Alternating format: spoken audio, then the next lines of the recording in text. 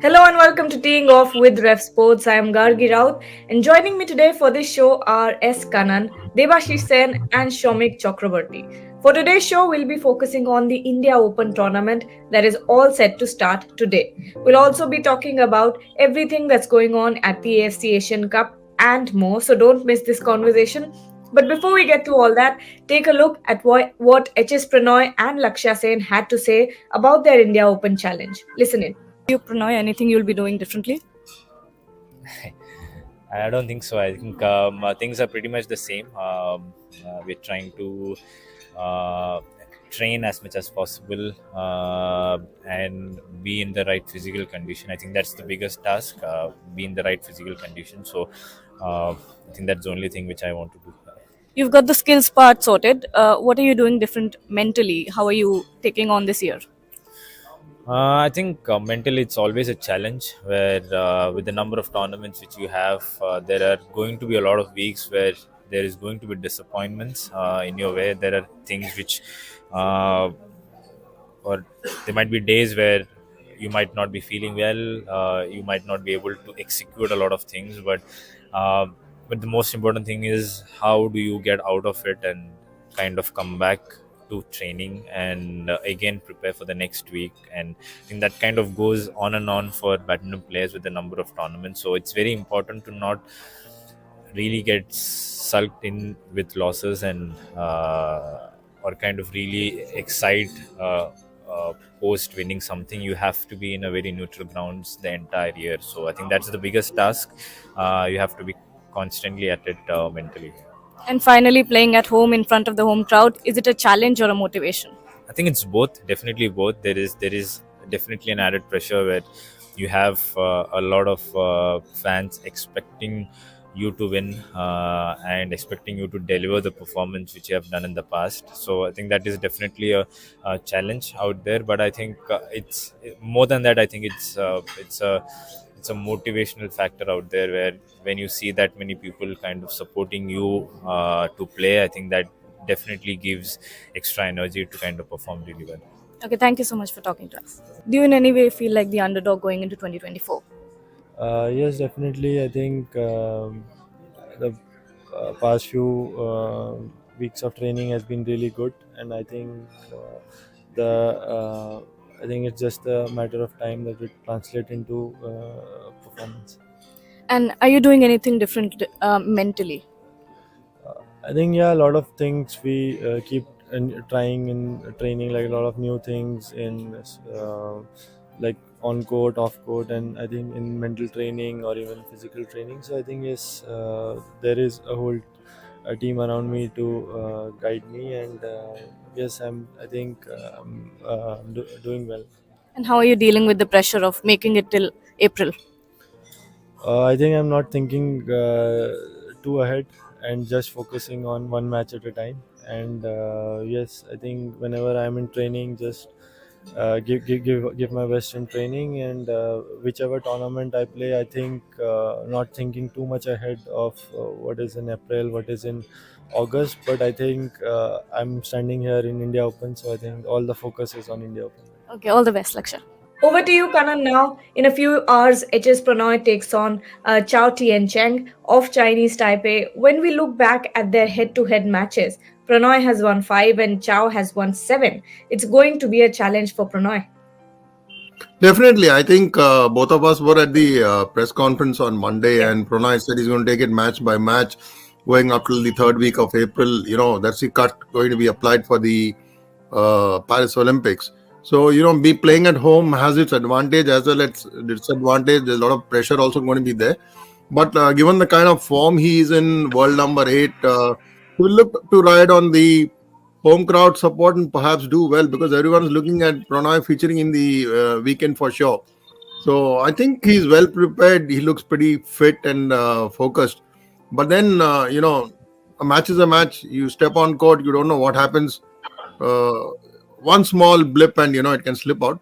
But he really looks in good shape. What I saw today, he looks really focused.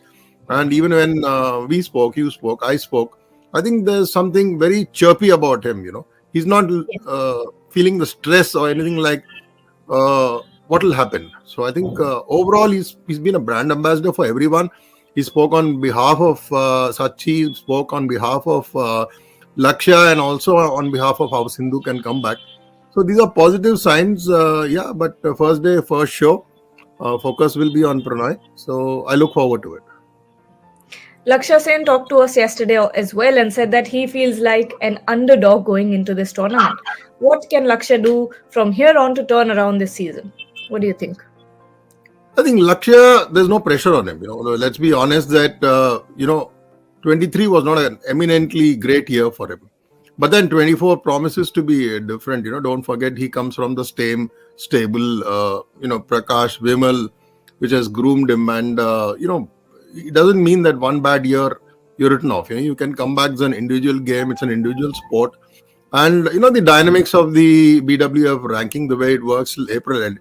If he's going to make some good points, he could make the cut. I think Pranay and Lakshya are two of our brightest stars as far as singles goes. If we ignore what happened in 2023 and look at 2024, I think his body language is quite nice today. He spoke like being the underdog.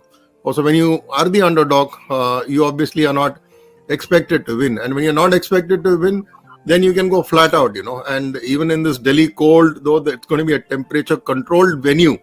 So I'm looking forward to some hot badminton stuff from Lakshya as well.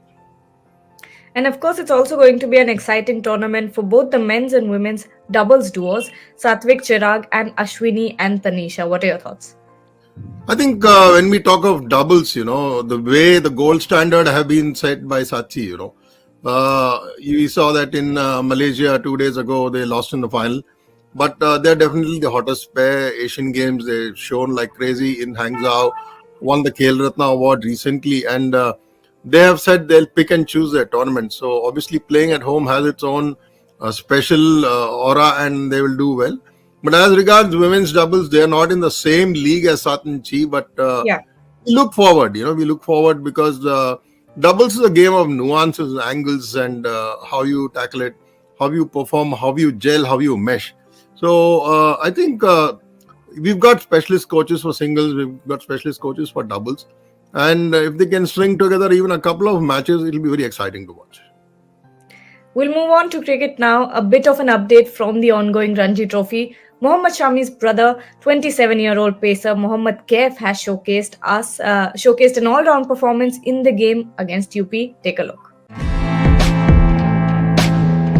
Bengal pacer Mohammad Kaif is making waves in the ongoing Ranji Trophy season. The 27-year-old pacer, who is also the brother of Team India speedster Mohammad Shami, has showcased an all-round performance in the game against Uttar Pradesh. Kaif has already grabbed 10 wickets in the 2 games he played so far and looked impressive. The talented pacer has grabbed the opportunities with both hands as Mukesh Kumar and Akashdeep were not available. In the game against Uttar Pradesh, Kaif contributed with both bat and ball. He continued to make a significant impact in UP's second innings as well, claiming 3 wickets at stumps on day 3.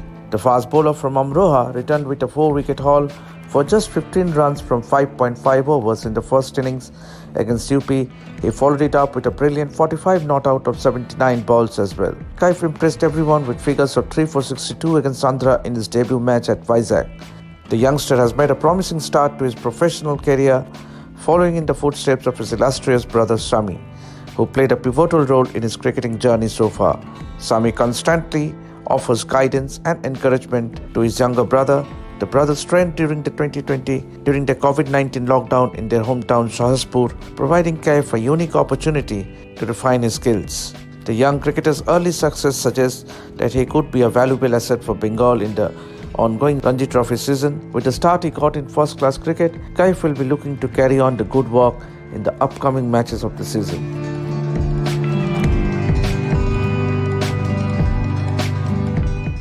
On the other hand, youngster Riyan Parag is also continuing his good form in domestic cricket.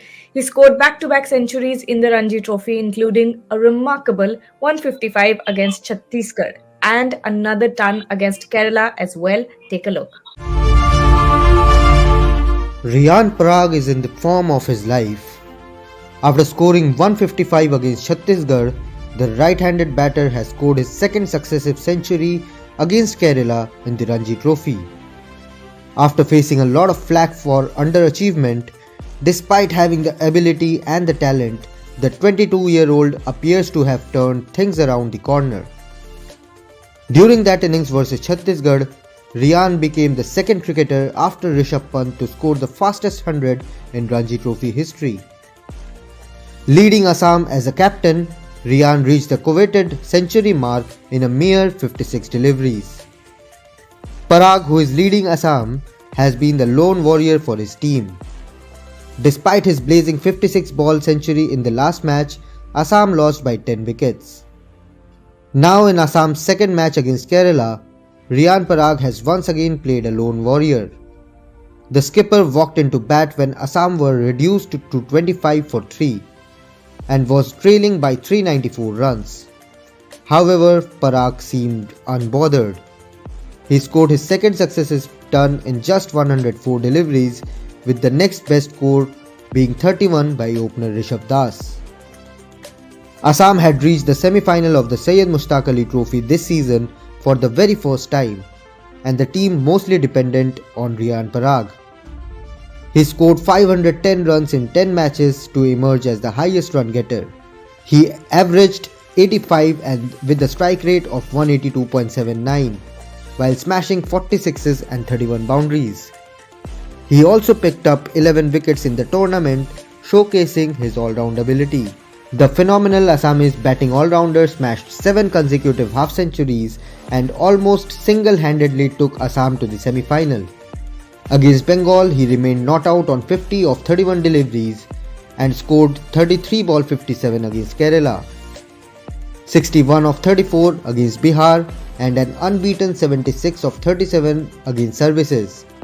He continued his form by smashing 53 not out in 29 balls against Sikkim, 76 in 39 balls against Chandigarh and 72 of 37 against Himachal. If Parag can continue his form in the IPL, then at least an India A call-up is not far away. What do you think of Rian Parag? Is he finally justifying his talent? Do let us know in the comment section below if you would like to see Rian Parag in the India A squad in the future. And keep following RevSportz for more. Over to football now. Debashish, the Indian team takes on Uzbekistan in their next fixture. With Samad Abdul Sahal doubtful for the next game, how does the Indian team look to you now? Yeah, the good thing for Indian team is that Uzbekistan and Syria played out a goalless draw, so that is in some way will give the Indian team much needed confidence. Means going into the match. Yes, Samad will definitely miss this match against Uzbekistan. That comes as a setback, but then given the way they played in the game against Australia, obviously losing by a margin of 2 goals, and that will do a world of good to their confidence. And obviously, the only thing is that they need to have some purpose when it comes to upfront, maybe some maybe more penetration when it comes to counter attack. Means obviously India. Remember, if India can pull off a surprise win, then who knows? Means obviously and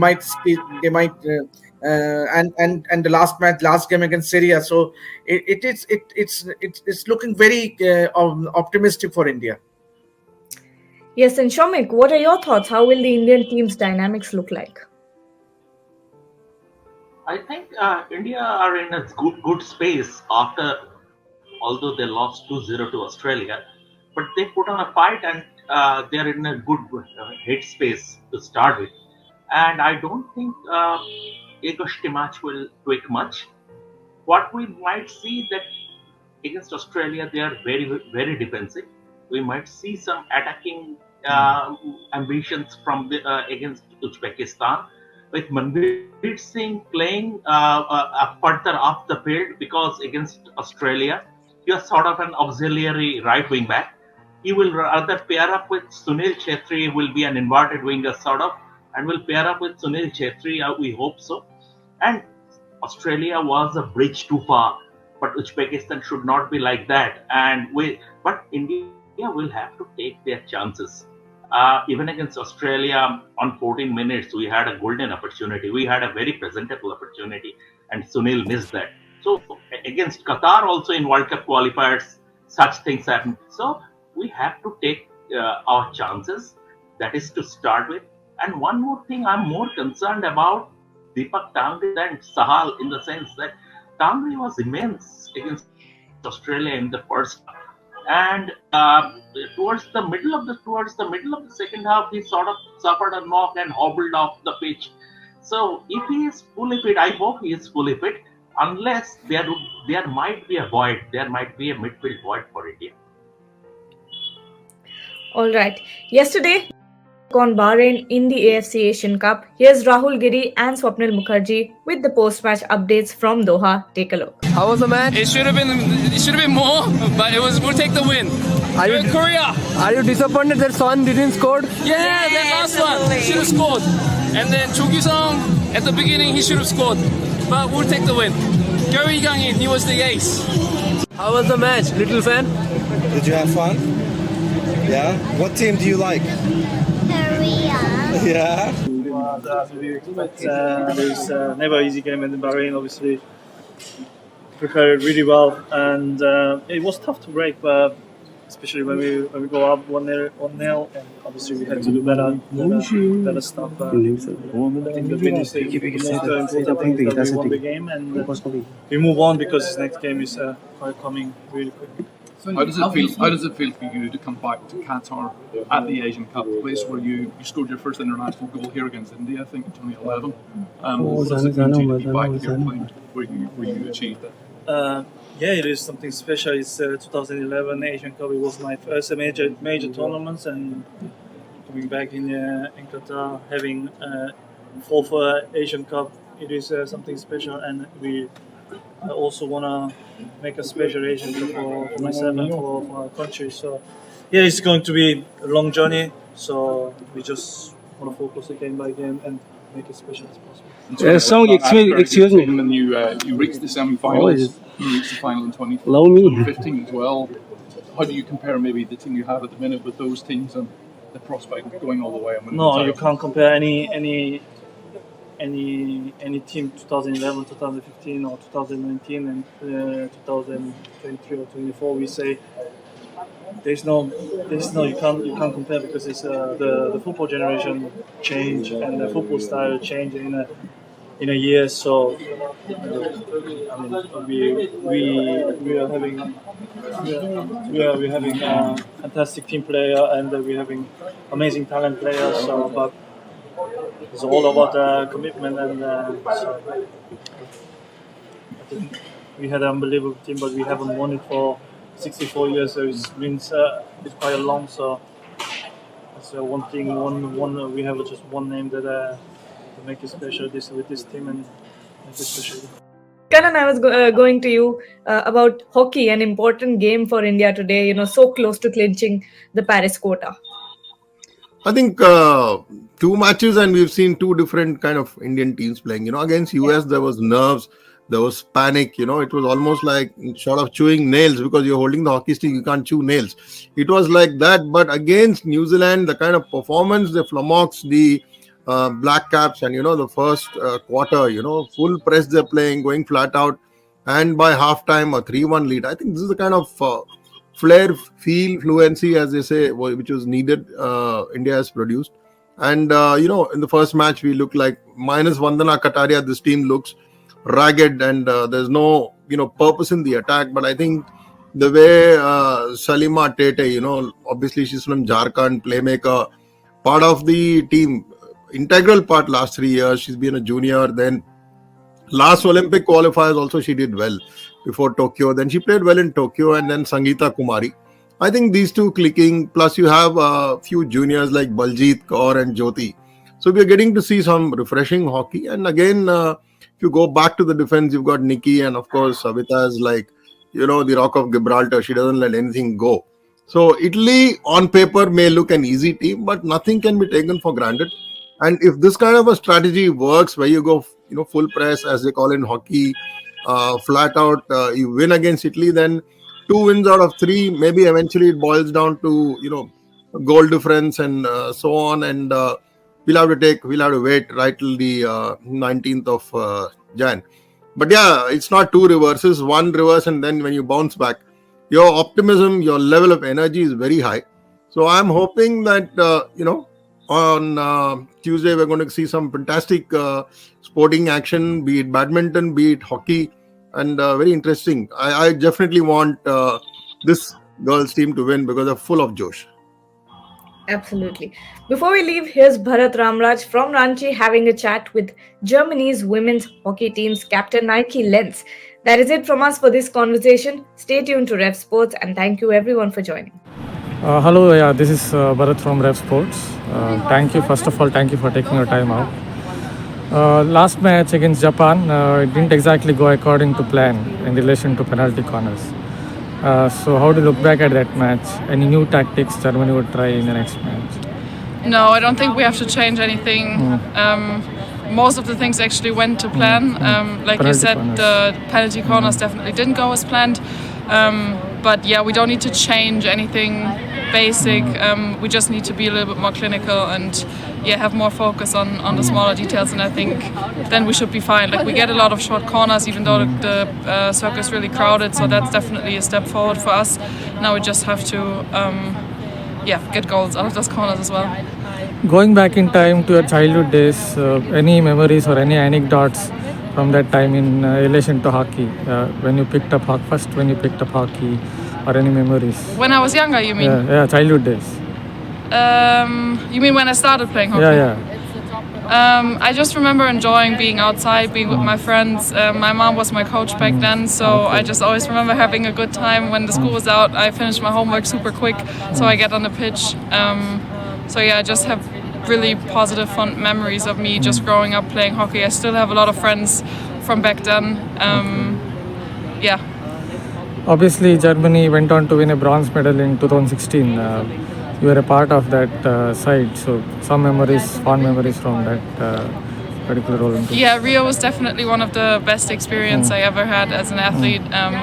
I really wish to go back and experience winning an Olympic medal. It's, like I said, one of the greatest things I achieved in my life. And the weeks during the Rio Olympic Games and also after were one of the happiest of my life as well. I love looking back. Okay, there is one YouTube video of yours in which they're showing the best goals. In that you scored a goal against South Korea via penalty corner, where a couple of variations were done, and then you sold the Korean side down the river in that World League game. So any memories from that particular goal, about that goal? Yeah, I mean, that was a long time ago. I think we studied that particular one for that particular game. That's always an option. I think we do have a lot of different varieties to go to with our penalty corners, but our direct flicks are also good. Penalty corners are super important. I remember that game. It was important for us to score on those penalty corners. So, Just one last question. You have been in Ranchi for a while, for the last few days. Anything about the kind of atmosphere you see? Or I just saw one video of German players dancing as well, some folk dances. We enjoy the atmosphere. It's nice to have a lot of friendly faces around, and we're really happy to see everyone excited about us playing hockey here. So, really enjoy that. Thank you.